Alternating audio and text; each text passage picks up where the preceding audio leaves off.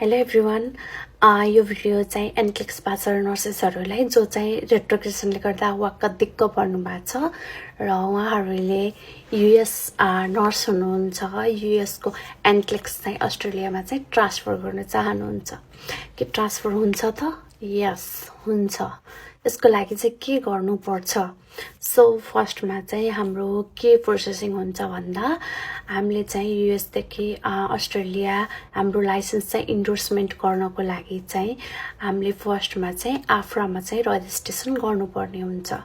registration गरिसकेपछि चाहिँ हामीले हाम्रो बोर्ड अफ नर्सिङलाई चाहिँ मेल गरिसकेपछि चाहिँ उनीहरूले चाहिँ प्रोसेस भनिदिन्छ कि हामीले कसरी चाहिँ इन्डोर्समेन्ट गर्ने भनेर चाहिँ प्रोसेसिङ भनिदिएको हुन्छ सो कसरी गर्ने कि हामी अस्ट्रेलिया भएर गएर चाहिँ आर्यन बन्न सकिन्छ के वे छ त यसको लागि सो म यो भन्न चाहन्छु यो भिडियोमा यस हामीले सकिन्छ हामी युएस आर्यन पनि अस्ट्रेलिया गएर एज आर्यन काम गर्न सकिन्छ तर अस्ट्रेलियामा चाहिँ आर्यनको लागि चाहिँ कि बिएससी नर्सिङ हुनु पर्यो कि एमएससी नर्सिङ हुनु पर्यो बिएनपिसिएल हुनुहुन्छ भने चाहिँ उहाँहरू एज आर्यन काम गर्न पाउनुहुन्न र लाइसेन्स इन्डोर्समेन्ट पनि गर्न पाउनुहुन्न सो यदि बिएससी हुनुहुन्छ भने चाहिँ उहाँहरूको लागि यो भिडियो चाहिँ कसरी गर्ने मेल गरेर उनीहरूले चाहिँ कसरी गर्ने भनेर इन्डोर्समेन्टलाई सिकाइदिएको हुन्छ आफ्रामा रजिस्ट्रेसन पनि हामीले गर्ने हो यो गरिसकेपछि चाहिँ हामीले के गर्नुपर्छ त कसरी गइन्छ हाम्रो अस्ट्रेलियामा रजिस्ट्रेसनको लागि चाहिँ फर्स्ट स्टेप भनेको चाहिँ एनक्लिक्सको भनेको चाहिँ अस्की हो सो अस्की चाहिँ हामीले नेपालबाट दिन मिल्दैन हामीलाई चाहिँ अस्की दिनको लागि अस्ट्रेलिया जानुपर्ने हुन्छ सो अस्ट्रेलियामा कोही रिलेटिभ्स हुनुहुन्छ फ्यामिली मेम्बर हुनुहुन्छ भिजिट भिजामा बोलाउन सक्नुहुन्छ भने त राम्रो भयो होइन जसको चाहिँ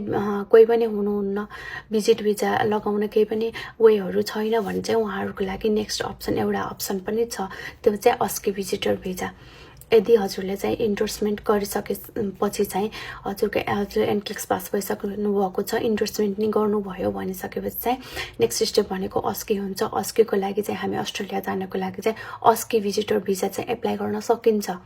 अस्की भिजिटर भिजा एप्लाई गरिसकेपछि चाहिँ हामी अस्ट्रेलिया जाने हो त्यो भिजा एप्लाई गर्नको लागि चाहिँ हामीले यहीँदेखि चाहिँ अस्कीको डेट बुकिङ गर्नुपर्ने हुन्छ उहाँ गइसकेपछि चाहिँ फिजिकल क्लास दिने अनि ल्याबहरू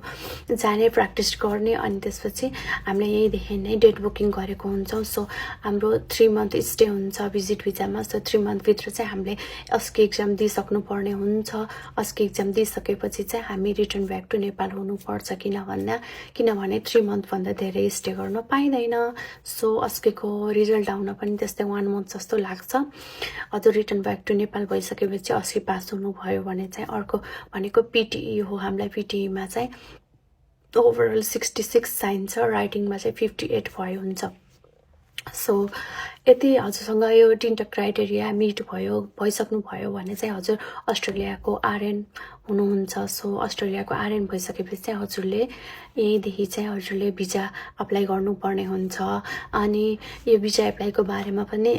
धेरै नै अप्सनहरू हुन्छ एउटा 482 मात्र भिजा अप्सन हुँदैन सो फर्स्टमा चाहिँ हजुरहरू